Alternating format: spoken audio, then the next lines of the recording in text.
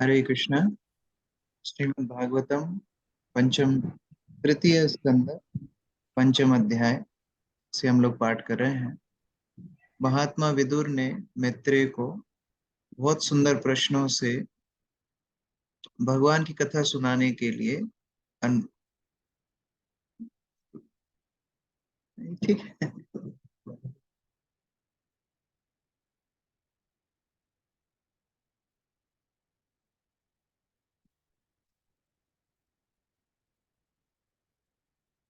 तो महात्मा विदुर ने मैत्रेय मुनि को भगवान की कथा सुनाने के लिए आग्रह किया और उस श्रृंखला में पुरुषावतारों के विषय में मुख्य बात पूछी। मैत्रेय मुनि भी उस विषय वस्तु को बताना शुरू कर चुके हैं। हम लोग श्लोक संख्या 24 से आगे बढ़ेंगे।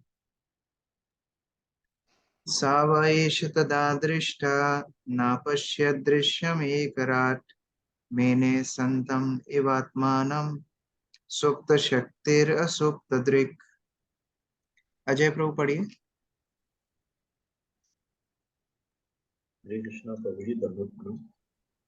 कर वस्तु के निर्विवाद स्वामी श्री भगवान ही एकमात्र दृष्टा है। उस समय विराट जगत का अस्तित्व न था, अतः अपने स्वांशों तथा भिन्न अंशों के बिना वे अपने आप को अपूर्ण अनुभव कर रहे थे। तब भौतिक शक्ति सुषुप्त थी, जबकि अंतरंगी शक्ति व्यक्त थी। हरे कृष्णा। भगवत गीता में दो प्रकार के दृष्टा बताए गए हैं। एक दृष्टा है जीवात्मा, जो अपने शरीर के विषय में जानता है, लेकिन परम दृष्टा है भगवान स्वयं, जो समग्र प्रकृति, सारी जीवात्माएं, सारी शक्तियां, अंतरंग बहिरंग, आध्यात्मिक आकाश, भौतिक आकाश, सबके विषय में जानता है। तो जब भगवान को विस्तार करने की भावना आई, ये उस समय की बात बताई जा रही है जब प्रकृति की सृष्टि नहीं हुई। उस समय भगवान अकेले, पूर्ण पुरुषोत्तम, अकेले विचार कर रहे हैं कि मुझे विस्तार करना चाहिए। आनंद की अनुभूति एक व्यक्ति अकेला नहीं ले सकता ना। जैसे खेलने के लिए दो तीन लोग चाहिए, अकेला व्यक्ति नहीं खेल सकता।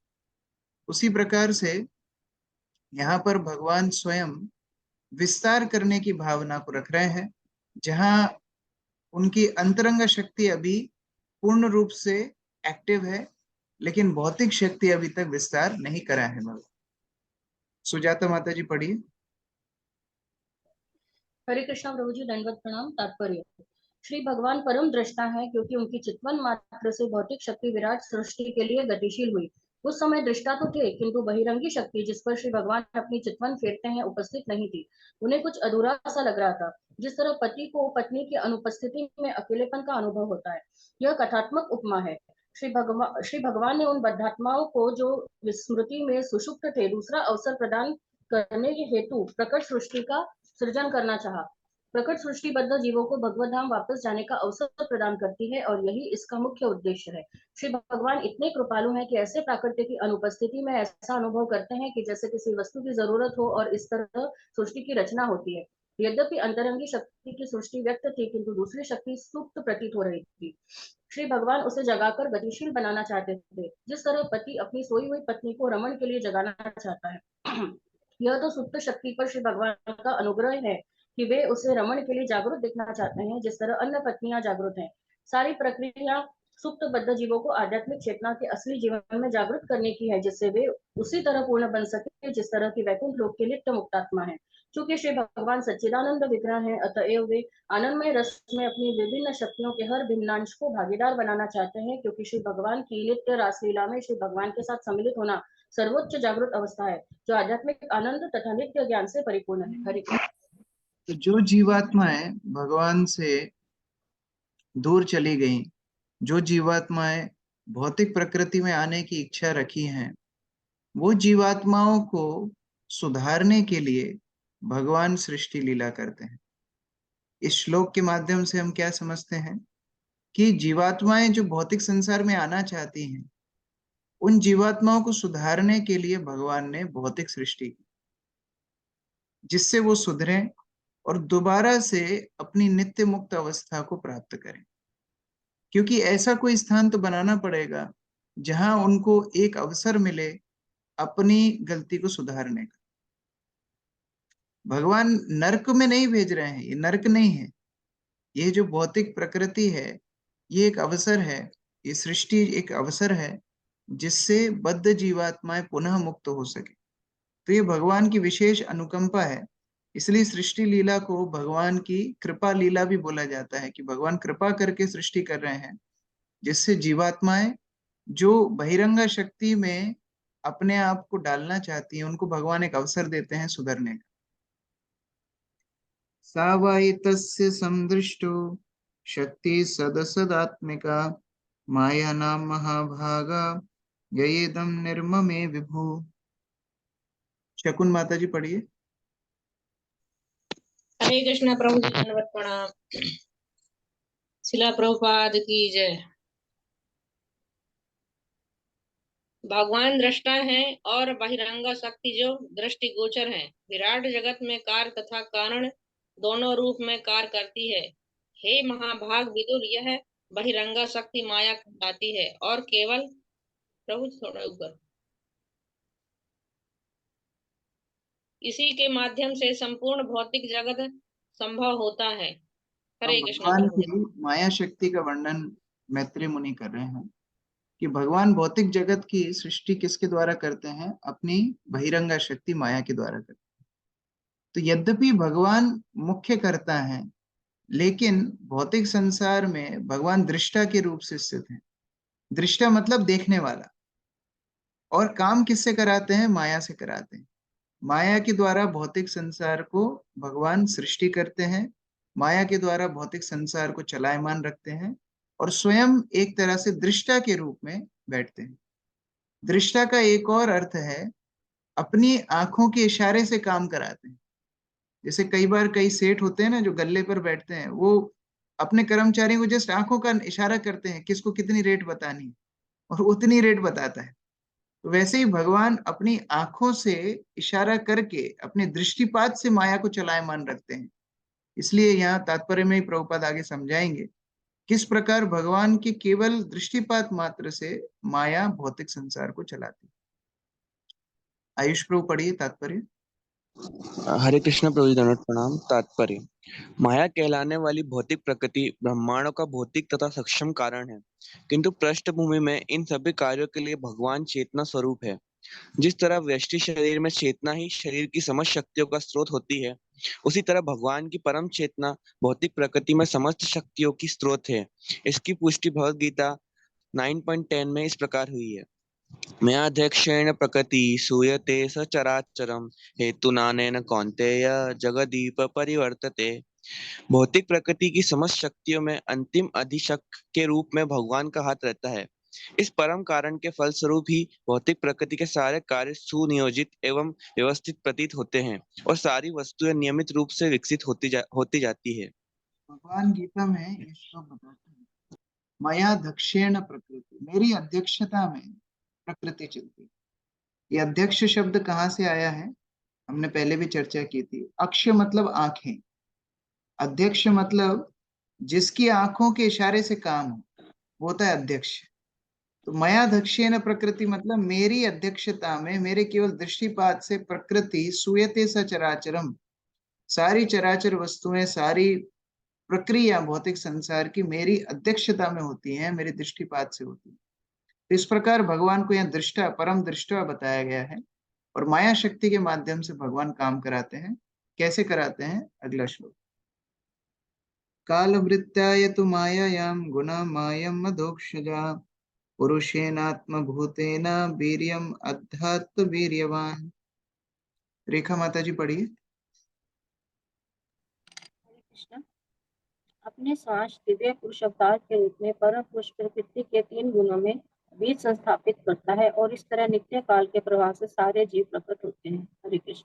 जैसे बच्चों को इस प्रकृति में आने के लिए माता पिता दोनों की आवश्यकता होती है, उसी प्रकार ये माया शक्ति, बहिरंगा शक्ति माता के रूप में कार्य करती है और भगवान पिता के रूप में कार्य करते हैं, भगवान जब प्रकृति के ऊपर दृष्टिपात करते हैं, उस दृष्टि को काल बोला जाता है। काल मतलब समय। भगवान जैसे दृष्टिपात करते हैं, काल चलायमान हो जाता है, टाइम शुरू हो जाता है, और उसके प्रभाव से प्रकृति कार्य करना शुरू होती है। इस कार्य करने के क्रिया से जीवात्मा अलग अलग योनियों में प्रकट होती है। जीवात्मा शाश्वत है, वो आध्यात्मिक संसार से आते हैं, लेकिन भौतिक संसार में इन जीवों का प्राकट्य कैसे होता है, ये इस श्लोक में बताया है कि भगवान माया के ऊपर दृष्टिपात करते हैं, और वह दृष्टिपात क्या है, काल है, और उस काल के माध्यम से प्रकृति चलायमान हो जाती है। राजीव प्रभु पढ़िए तात्पर्य। हरे कृष्ण प्रभु जी बताओ। किसी भी जीव की संतान पिता द्वारा माता के गर्भ में वीर संस्थापित किए जाने पर उत्पन्न होती है, और पिता के वीर में तैरता जीव माता का स्वरूप धारण करता है। इसी तरह माता रूपी भौतिक प्रकृति अपने भौतिक तत्वों से तब तक किसी जीव को उत्पन्न नहीं कर सकती जब तक स्वयं भगवान उसे जीवों से गर्भित नहीं बनाते। जीवों की उत्पत्ति का यही रहस्य है। यह गर्भाधान की क्रिया प्रथम पुरुष अवतार कारणानुसारी विष्णु द्वारा संपन्न की जाती है। केवल उनके दृष्टिपात से यह सारा काम पूरा हो जाता है। हमें भगवान प्रभुपाद एक उदाहरण दिया करते थे। प्रभुपाद एक उदाहरण देते थे कि जैसे मानो आपका एक चावल का या गेहूं का बोरा रखा है, और उस चावल या गेहूं के बोरे में से कुछ कीड़े निकलते हैं, तो आप ये नहीं बोल सकते कि चावल या गेहूं से कीड़े उत्पन्न हो। नहीं, उन कीड़ों की माता ने उधर अंडे रखे होंगे, इसीलिए वहां से वो कीड़े बाहर है। उसी प्रकार से प्रकृति में जितनी जीवात्माएं हैं, चाहे वो मनुष्य योनि में हो, चाहे वो पशु योनि में हो, कोई ये नहीं बोल सकता कि अरे देखो प्रकृति से ये जीव आ गए। ऐसा कभी संभव नहीं है। प्रकृति जड़ है, जड़ वस्तु से चेतन वस्तु कभी नहीं आ सकती। जैसे मानो मैं दो गाड़ियों को पास में रख दूं, एक मर्सिडीज रखूं, एक टोयोटा रखूं, तो ऐसा नहीं है कि कुछ समय बाद तीसरी गाड़ी को जन्म देंगे, एक नैनो कार पैदा हो जाएगी। ऐसा नहीं होता है। कभी भी जड़ प्रकृति चेतन वस्तु को जन्म नहीं दे सकती। लेकिन भगवान जब माया के ऊपर दृष्टिपात करते हैं, उस दृष्टि से जीवात्मा भगवान के शरीर से माया में स्थानांतरित होते हैं, और फिर उनको अपने अपने कर्म के हिसाब से, अपने अपनी इच्छाओं के अनुसार, अपनी अपनी इंक्लिनेशंस, उनकी प्रवृत्तियों के अनुसार अलग अलग शरीरों में भेजा जाता है। अनिकेत प्रभु आगे पढ़िए। हरे कृष्ण प्रभु जी दंडवत। हमें भगवान द्वारा गर्भाधान की विधि को अपनी यौन धारणा के रूप में नहीं समझना चाहिए। सर्वशक्तिमान भगवान केवल अपनी आंखों से भी गर्भाधान कर सकते हैं, इसीलिए वे सर्वशक्तिमान कहलाते हैं। उनके शरीर का प्रत्येक अंग अन्य अंगों का कार्य कर सकता है। इसकी पुष्टि ब्रह्म संहिता में हुई है। अंगानि यस्य सकलेन्द्रिय वृत्ति मंति। भगवत गीता में भी इसी सिद्धांत की पुष्टि हुई है। मम योनिर महद ब्रह्म तस्मिन् गर्भ दधाम्यहम्। जब विराट जगत व्यक्त होता है तो जीवों की आपूर्ति सीधे भगवान से होती है, वे भौतिक प्रकृति की उपज नहीं होते। इस तरह भौतिक विज्ञान की कोई भी वैज्ञानिक प्रगति कभी कोई जीव उत्पन्न नहीं कर सकती। भौतिक सृष्टि का यही संपूर्ण रहस्य है। जीवात्मा पदार्थ से विजातीय होते हैं, अतएव जब तक वे भगवान जैसे आध्यात्मिक जीवन में स्थित नहीं हो जाते, वे सुखी नहीं हो सकते। द्विग्भ्रमित जीव अपने जीवन की इस आदि स्थिति की विस्मृति के कारण इस भौतिक जगत में सुखी बनने के लिए व्यर्थ समय गवाता है। संपूर्ण वैदिक प्रक्रिया जीव को जीवन के इसी अनिवार्य स्वरूप का स्मरण दिलाने के लिए है। भगवान बद्ध आत्मा को उसके तथाकथित भोग के लिए भौतिक शरीर प्रदान करते हैं, और यदि वह चेतता नहीं और आध्यात्मिक चेतना में प्रविष्ट नहीं होता, तो भगवान उसे पुनः उसी अव्यक्त अवस्था में डाल देते हैं जिसमें वह सृष्टि के प्रारंभ में था। यहाँ पर भगवान को वीर्यवान कहा गया है, क्योंकि वे भौतिक प्रकृति में उन असंख्य जीवों का गर्भाधान करते हैं जो अनादिकाल से बद्ध है। हरे कृष्ण। तो इस पूरे संसार का, प्रकृति का मुख्य प्रयोजन क्या है कि जो जीवात्माएं अपने संबंध को भगवान से भूल गई हैं, उनको पुनः जागृत करो। और अगर वो जागृत नहीं कर पाता है एक जीवन में, तो फिर उसको दूसरा जीवन फिर से भौतिक संसार में दिया जाता है। इस प्रकार से करोड़ों करोड़ों अनगिनत जन्म वास्तव में जीवात्मा भौतिक संसार में भटकते रहते हैं, कब तक भटकते रहते हैं? जब तक गुरु कृष्ण प्रसादे पाए भक्ति लता भी, जब तक आध्यात्मिक गुरु के शरण में कृष्ण की कृपा से वो भक्ति लता का बीज प्राप्त नहीं। तो यही कार्य चलता रहता है। कोई बोलेगा तो भगवान कैसे माया शक्ति में जीवों को भेजते हैं? प्रभुपाद ब्रह्म संहिता से बता रहे हैं, अंगानी यस्य सकल इंद्रिय, हर इंद्रिय से भगवान दूसरा काम कर सकते हैं। दृष्टिपात मात्र से जीवात्माओं को प्रकृति की गोद में गर्भस्थ कर देते हैं। जैसे हम भगवान को भोग भी लगाते हैं, कई लोग तर्क करते हैं कि अरे भगवान तो खाते नहीं, आप क्यों भोग लगाते हैं? नहीं, भगवान जब उसके ऊपर दृष्टि डाल देते हैं, दृष्टि डालने से वो भोग को स्वीकार कर लेते हैं। हमारी एक इंद्रिय एक ही कार्य कर सकती है, लेकिन भगवान की सारी इंद्रियां दूसरा कार्य करती हैं। जैसे अब जब केशी भगवान को मारने के लिए आया था वृंदावन में, भगवान ने अपना हाथ केशी के मुख में दिया था, और वो हाथ केशी को इतना गर्म लगा था मानो पिघला हुआ लोहा किसी ने मुख में डाल दिया। तो भगवान की हर इंद्रिय दूसरा कार्य कर सकती है, इसलिए उनका शरीर दिव्य है। तो ऐसे भगवान जब प्रकृति में जीवात्माओं को गर्भस्थ करते हैं, एकमात्र प्रयोजन होता है कि जीवात्मा ये समझे कि मैं कृष्ण से स्वतंत्र कभी भी आनंदित नहीं हो सकता हूँ।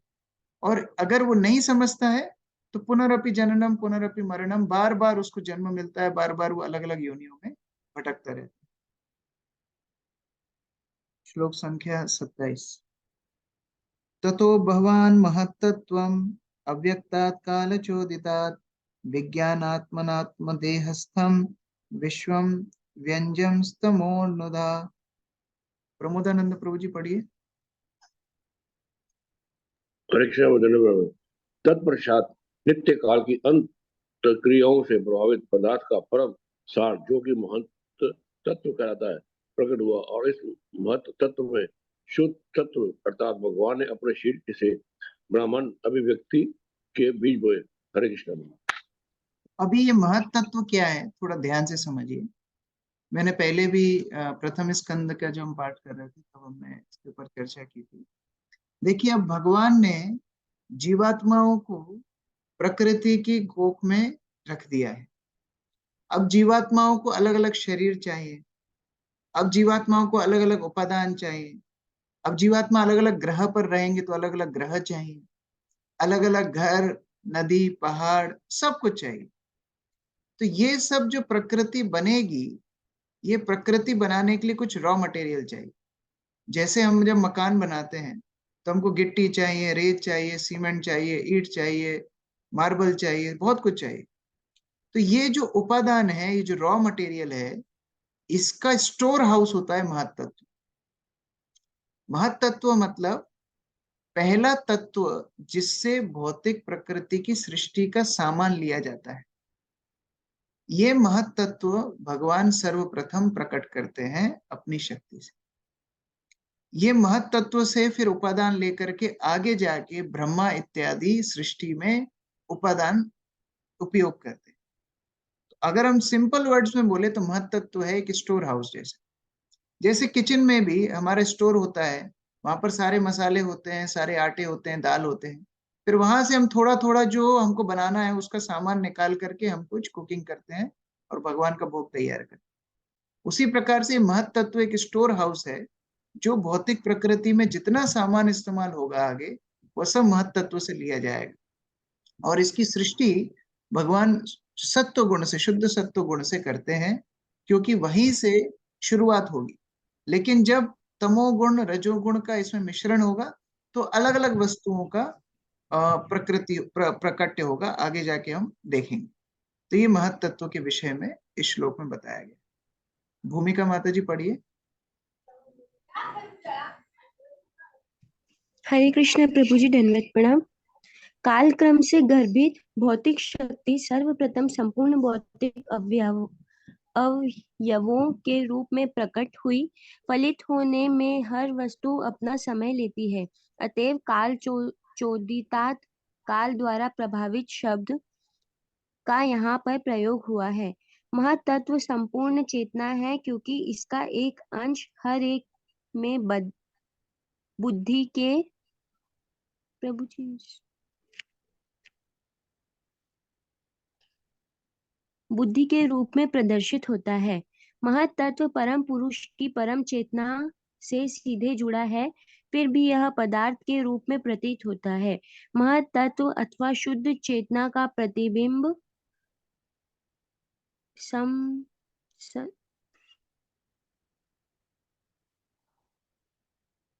प्रतिबिंब समस्त सृष्टि की अंकुर स्थली है। यह रजोगुण से थोड़ा सामिश्रित शुद्ध सत्व है, अतएव यही से गतिशीलता उत्पन्न होती है। तो ये महत्त्व हर एक व्यक्ति, हर एक जीव, हर एक योनि, सबके अंदर इसका अंश है। क्योंकि जैसा मैं बता रहा था, महत्त्व से ही उपादान लेकर के सृष्टि शुरू होती है, लेकिन महत्त्व का स्रोत भगवान स्वयं है। और महत्त्व प्रकृति में प्रथम वस्तु है जो भगवान बाह्य रूप से प्रकट करते हैं, और जीवात्माओं को आगे इसी महत्त्व से अलग अलग उपादान मिलने वाले हैं। श्लोक संख्या 28। सोऽपि अंश गुना कालात्मा भगवद दृष्टि गोचरा आत्मानं व्यक्रोदात्मा विश्वस्य शीर्षकस्वया। विनोद प्रभु पढ़िए। हरे कृष्ण प्रभु जी, दंडवत प्रणाम। तत्पश्चात मैं तत्व अनेक भिन्न भिन्न भावी जीवों के आकार रूपों में विभेदित हो गया। ये मैं तत्व मुख्यतया तमोगुणी होता है और ये मिथ्या अहंकार को जन्म देता है। ये भगवान का श्वास है जो सृजनात्मक सिद्धांतों की पूर्ण चेतना तथा फलन काल से युक्त होता है। हरे कृष्ण प्रभु। तो जो मूलभूत महत्त्व का प्राकट्य हुआ था वो भगवान सत्वगुण में, जो शुद्ध सत्वगुण में भगवान विष्णु है, उसी से हुआ था। लेकिन जब ये महत्त्व अलग अलग जीवों को शरीर प्रदान करता है तो तमोगुण से प्रभावित हो जाता है। आप अंतर समझ रहे हैं? महत्त्व की सृष्टि सत्वगुण से हुई, लेकिन जब इसमें तमोगुण मिश्रण होता है तो उस तमोगुण के मिश्रण से अलग अलग जीवों को अलग अलग शरीर मिलता है। और इस शरीर को कैसे जीवात्मा प्राप्त करते हैं? अलग अलग मिथ्या अहंकार के कारण। अहंकार मतलब मैं कौन हूं, मेरी पहचान। मिथ्या अहंकार मतलब जब मैं अपनी झूठी पहचान बना लेता हूं। जैसे मैं सोच रहा हूं कि मैं भारतीय हूं, मैं पुरुष हूं, मैं मध्य प्रदेश में रहता हूं, इत्यादि इत्यादि। तो ये सब मिथ्या अहंकार के सूचक होते। इसी प्रकार जानवरों का अपना मिथ्या अहंकार है, पेड़ पौधों का अपना मिथ्या अहंकार है, देवताओं का अपना मिथ्या अहंकार है। जो भी जीवात्मा भौतिक संसार में है उन सबका अपना अपना मिथ्या अहंकार। तो इसीलिए बोला जाता है ये मिथ्या अहंकार जो तमोगुण से आता है, तमोगुण और महत्त्व के मिश्रण से अलग अलग जीवों को अलग अलग शरीर प्राप्त होते हैं। मुख्य गोपी माता जी पढ़िए तात्पर्य। हरे कृष्ण प्रभु जी, दंडवत प्रणाम। महान तत्व शुद्ध आत्मा एवं भौतिक जगत के बीच का माध्यम है। यह पदार्थ तथा आत्मा का संधि स्थल है जहाँ से जीव का मिथ्या अहंकार उत्पन्न होता है। सारे जीव भगवान के भिन्नांश हैं। मिथ्या अहंकार के दबाव में आकर बद्ध आत्माएं पूर्ण पुरुषोत्तम भगवान के भिन्नांश होते हुए भी भौतिक प्रकृति की भोक्ता होने का दावा करती हैं। यह मिथ्या अहंकार भौतिक जगत की बंधक शक्ति है। भगवान मोहग्रस्त बद्ध आत्माओं को इस मिथ्या अहंकार से मुक्त होने के लिए बारंबार अवसर प्रदान करते हैं। इसी के कारण भौतिक सृष्टि कालांतरों पर होती है। वे बद्ध आत्माओं को अपने मिथ्या अहंकार के कार्यों को सुधारने की सारी सुविधाएं प्रदान करते हैं, किंतु वे भगवान के भिन्न अंश होने की उनकी यत्चित स्वतंत्रता में व्यवधान नहीं डालते। कृष्णा। तो कोई पूछ सकता है कि भगवान हमको मिथ्या अहंकार में पढ़ने क्यों देते हैं? वास्तव में भगवान हर जीव को एक स्वतंत्र इच्छा प्रदान करते हैं। उस स्वतंत्र इच्छा के चलते हर जीव को ये स्वतंत्रता है कि वो माया को चुने या कृष्ण को चुने। तो जीव प्राकृत रूप से शुद्ध है, दिव्य है, भगवान का अंश है, लेकिन जब भौतिक संसार में वो आने की इच्छा करता है तो मिथ्या अहंकार के चलते वो अपनी पहचान भूल जाता है, और उसी पहचान को भूलने के कारण उसको अलग अलग शरीरों में जाना होता है।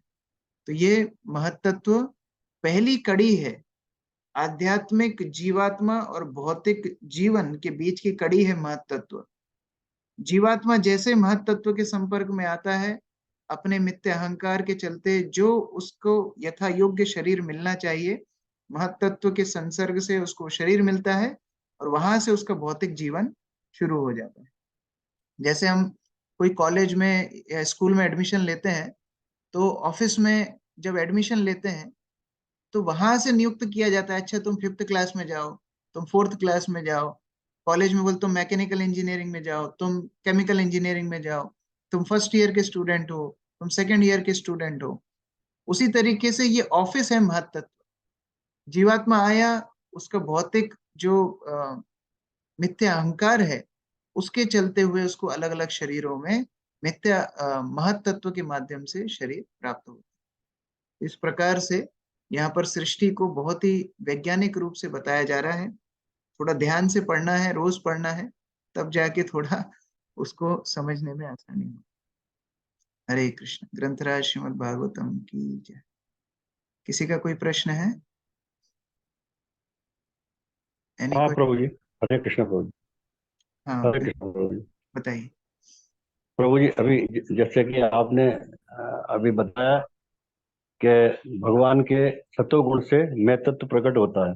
तो जैसे सतो का मतलब होता है प्रकाश और ज्ञान, और तमो का मतलब होता है तम, अंधेरा। तो जब सतोगुण से ये तमोगुण प्रकट कैसे होता है प्रभु? पहले तमोगुण था कि सतोगुण था? सर्वप्रथम सतोगुण ही प्रकट होता है। देखिए, महत्त्व बुरा नहीं है। महत्त्व को जो जीवात्मा अपने मिथ्या अहंकार के साथ संपर्क में आती है वह बुरा है। जैसे मान लीजिए आपके घर में एक चाकू है, वो चाकू बुरा नहीं है, लेकिन अगर वो चाकू किसी चोर के हाथों लग जाए, किसी डाकू के हाथ में लग जाए, तो वो चाकू का गलत इस्तेमाल करे। उसी तरह महत्त्व सतोगुण से आया वो सही बात है, लेकिन जीवात्मा जो मिथ्या अहंकार से महत्त्व के संपर्क में आती है तो वो महत्तर तत्व को अपने भोग के लिए इस्तेमाल करती है। तो शुरुआत सतोगुण से ही होती है। प्रकृति में जब भी शुरुआत होगी सतोगुण से होगी, लेकिन फिर रजोगुण तमोगुण के प्रभाव से अलग अलग वस्तुओं का प्राकट्य होगा। ठीक है। विनोद प्रभु, विनोद पटेल प्रभु।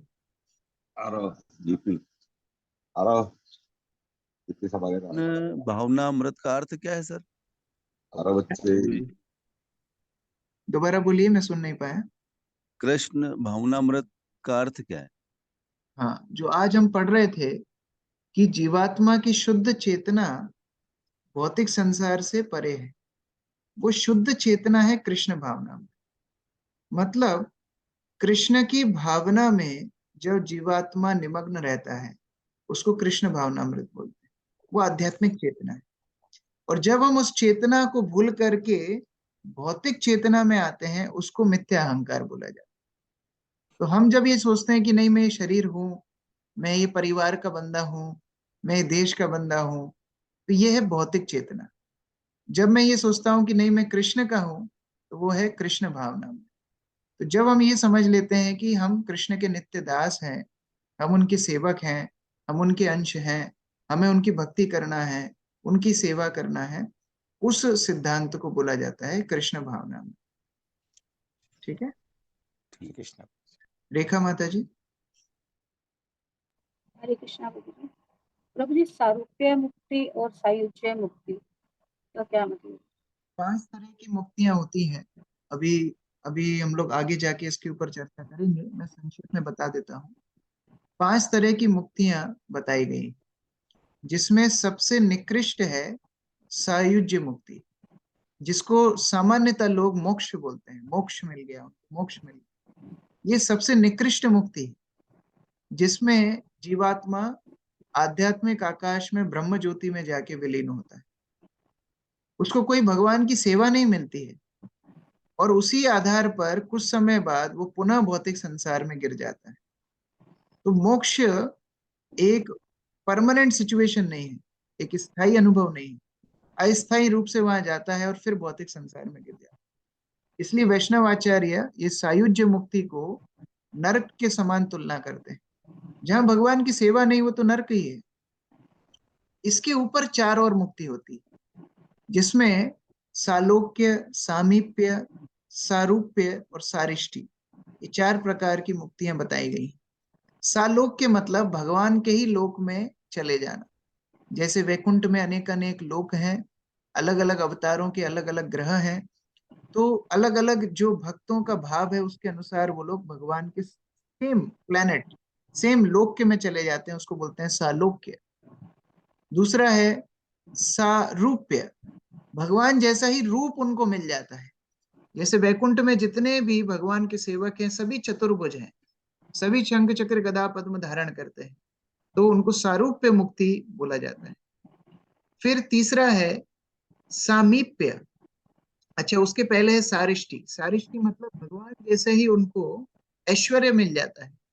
जैसे भगवान षडैश्वर्य के भोक्ता हैं, तो भगवान अपने भक्तों को भी सारे ऐश्वर्य प्रदान कर देते हैं। उनको फिर कोई भौतिक भौतिक कमी, जो भौतिक संसार में हम जन्म मृत्यु जरा व्याधि में पड़े हुए हैं, उसका अनुभव नहीं करना पड़ता। और चौथा है सामीप्य। समीप, भगवान के निकट रह करके सेवा करने का अवसर मिलता है, सबसे उत्कृष्ट मुक्ति उसको बोला जाता है सामीप्य। तो ये 5 प्रकार की मुक्ति है। प्रथम जिसको मोक्ष बोला जाता है सायुज्य, वो नकारात्मक है, उसको वैष्णव लोग पसंद नहीं करते क्योंकि उसमें भगवान की सेवा नहीं है। लेकिन बाकी 4 मुक्तियों में भगवान का सानिध्य मिलता है, उनकी सेवा प्राप्त होती है। ठीक है प्रभु अजय जी, प्रभु? हाँ ये अध्याय बताइए। 4 में ही था ये श्लोक जिसमें ये चीज दी गई है, तो इसलिए थोड़ा क्लैरिटी चाहिए थी। हाँ, ये 4 तरह की मुक्ति, सकारात्मक, एक नकारात्मक। अच्छा प्रभु जी, ज्ञान भक्त कौन होते हैं? ज्ञान भक्त मतलब ज्ञान मिश्रित भक्त। ज्ञान मिश्रित भक्त जिनका उद्देश्य भगवान को प्राप्त करने का तो है, लेकिन स्वयं के ज्ञान के बल पर वो सोचते हैं कि मैं खुद समझूंगा शास्त्रों को, मैं खुद रिसर्च करूंगा और भगवान को समझ जाऊंगा। इसलिए ज्ञान मिश्र भक्त, वो कच्चा भक्त है। लेकिन भक्त, शुद्ध भक्त कौन है? शुद्ध भक्त ये समझता है कि नहीं, मैं क्या भगवान को समझूंगा, मैं उनकी सेवा करूंगा और वो मुझे स्वयं अपने आप को स्फुर्त कर देंगे, वो अपने आप को स्वयं मेरे सामने प्रकट कर देंगे। तो ये शुद्ध भक्त है। तो प्रभु जी, मैत्रेय क्या मिश्रित भक्त थे? मैत्रेय पहले मिश्रित भक्त थे, लेकिन भगवान से उद्धव गीता का श्रवण करने के बाद वो शुद्ध भक्त बने। जी, ठीक। धन्यवाद। अजय प्रभु? हरे कृष्णा प्रभु जी, धन्यवाद प्रणाम। प्रभु जी, मिथ्या अहंकार का स्रोत क्या है? दूसरा, मिथ्या शरीर अहंकार मिलने के का बाद स्रोत, मिथ्या अहंकार का स्रोत तमोगुण। जब जीवात्मा तमोगुण के प्रभाव में पड़ती है तो मिथ्या अहंकार जन्म लेता है। मिथ्या अहंकार तमोगुण का लक्षण है, अविद्या का लक्षण है। प्रभु जैसे जी, आप सोचिए, आप सो रहे हैं, सोते समय क्या आपको याद रहता है कि आप देवास में हैं कि उज्जैन में हैं? सोते समय आपको पता रहता है कि आपने चश्मा पहना है कि नहीं पहना है?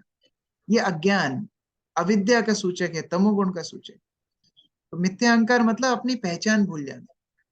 पहचान कब आदमी भूलता है? अविद्या में, अंधकार में, तमस में, तमोगुण में।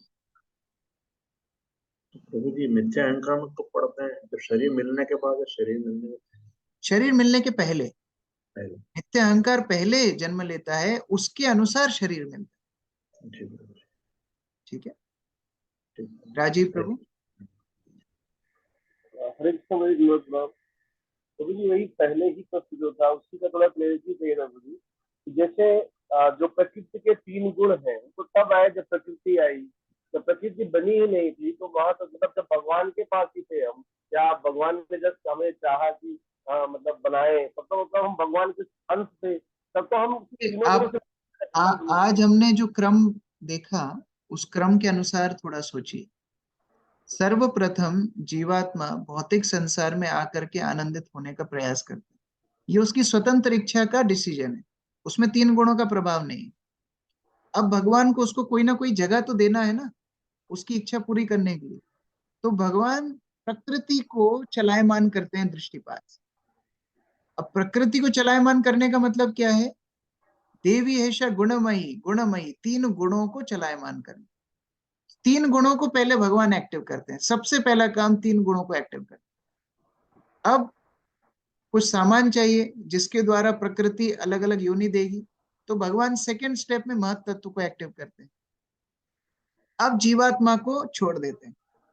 अब जीवात्मा क्या करती है, प्रकृति के तीन गुणों को स्वीकार करती है, कोई सतोगुण, कोई रजोगुण, कोई तमोगुण, जो इच्छा उसने पहले की थी उसके अनुसार, ये उसकी चॉइस है। अब उस गुणों के मिश्रण से मिथ्या अहंकार जन्म लेता है, मुख्यतः तमोगुण। उस मिथ्या अहंकार के अनुसार उसको अलग अलग योनि दी जाती है कि तुम्हारा मिथ्या अहंकार राजा बनने का है, चलो तुम्हें राजा की योनि में, तुम्हारा मिथ्या अहंकार एक जानवर बनने के जैसा है तो तुमको जानवर की योनि में, तो उधर से फिर अलग अलग शरीर प्राप्त हो। तो पहले विशुद्ध जीवात्मा है, लेकिन उसकी इच्छा स्वतंत्र होने की है, इसलिए भगवान तीन चॉइस उसको देते हैं, चूज करो, तमोगुण, रजोगुण, सतोगुण। सामान्यतः मिश्रण होता है, एक ऐसा नहीं होता केवल जीवात्मा रजोगुण में है या केवल सतोगुण में। इन तीन गुणों के मिश्रण से जीवात्मा अपने शरीर को प्राप्त करती है, जिसमें मुख्यतः तमोगुण का रोल होता है मिथ्या अहंकार को जन्म देना। ठीक है, तो जी जैसे ये होता है कि मतलब अभी हम इस भौतिक जगत में हैं और जो चीजें हम देख रहे हैं उनमें से ही किसी की इच्छा कर सकते हैं कि हाँ ठीक है ये चाहिए मुझे या नहीं है। तो जब सृष्टि का निर्माण ही नहीं हुआ था तो जीव को कैसे पता कि हाँ ऐसे भौतिक जगत है जहाँ मैं इसको आप जाना चाहता हूँ? समझिए, जैसे आपके बच्चे हैं और माता जी ने बहुत सुंदर कुछ खाने का आइटम बनाया है, अब बच्चे मचल गए, मैं ये नहीं खाऊंगा कुछ और खाऊंगा। मम्मी बोल रही है ये तो अच्छा बनाया मैंने, नहीं नहीं ये नहीं खाना है, कुछ और खाना है। क्या खाना है? तो राजीव प्रभु फिर उनको मार्केट में लेके, बताओ ये खाना है, ये खाना है, ये खाना है। तो फिर वो वहां से कुछ उठा करके खाए। ऐसे ही जीवात्माओं की स्थिति है। वो बोलते हैं आपके साथ नहीं रहना है, बस अलग रहना है। कृष्ण आपके साथ नहीं रहना है, कहीं और रहना है। अब कृष्ण बोलते हैं अरे तुमको कहाँ लेके जाऊं? तो फिर भगवान को भौतिक संसार बनाना पड़ता है। अच्छा ये चाहिए, ये चाहिए, ये चाहिए, रजोगुण चाहिए, तमोगुण चाहिए, सतोगुण चाहिए। फिर यहाँ आके वो अक्कड़ बक्कड़ बम्बे वो करता है, अच्छा, ये लेता हूँ, ये लेता हूँ, ये लेता हूँ। फिर फंस जाता है, फिर अलग अलग जन्मों तक भटकता रहता है, जब तक पुनः वो चेतना ना आ जाए कि नहीं मैं कृष्ण का दास हूँ, वही अच्छा था, जो मम्मी ने बनाया था वही खाना अच्छा था, बाहर का खाना अच्छा नहीं है। तो ये समझ में जब तक नहीं आता है, भौतिक संसार में घूमता है। ठीक है, ठीक है भैया। ग्रंथराज श्रीमद् भागवतम की या मुख्य गोपिका माता जी, लास्ट क्वेश्चन। प्रभु जी जैसे अभी आप सृष्टि तो भगवान ने सबसे पहले बना ही दी थी ना, पर अभी रोज तो रोज जीव आते ही जा रहे हैं, आते ही जा रहे हैं, हम भी तो अभी बीच में ही आए ना, सृष्टि तो पता नहीं कब की बनी होगी। नहीं नहीं नहीं नहीं, जब सृष्टि बनती है तब जीवात्मा जो आते हैं, हम बार बार जब आते हैं, हमारे लिए सृष्टि का क्रम इम्पोर्टेंट है। जैसे कोई जीवात्मा भौतिक संसार में आया, तो उसका क्रम वही रहेगा, तीन गुणों से संस्पर्श, उसके बाद नित्य अहंकार का जन्म लेना, महत् तत्व से शरीर में, उसके बाद फिर उसकी जीवन यहाँ पर भौतिक संसार में चलता चला जाए। जैसे मैं कॉलेज का उदाहरण दे रहा था, मान लो कॉलेज में नया एडमिशन आता है, तो उसका प्रोसीजर तो वही रहेगा ना, वो ऑफिस में आएगा, अपनी पुरानी मार्कशीट लगाएगा, फिर एडमिशन लेगा, फिर उसको निर्धारण करेंगे तुम्हें ये वाली ब्रांच मिलती है तो तुम ये वाली फलानी क्लास में जा करके बैठ जाओ। हर जीवात्मा के आने के साथ वही क्रम चलता है जो यहाँ पर अच्छा, सेम प्रोसीजर हर जीवात्मा के साथ होता है? हाँ, हर जीवात्मा को वही क्रम से गुजरना है। उसके लिए वो सृष्टि न्यू होती है? उसके लिए तो नया एडमिशन ही है ना। ओके, ठीक है प्रभु जी, हरे कृष्ण। हरे कृष्ण। ग्रंथराज भागवतम की जय, श्री प्रभुपाद की, समवेत भक्त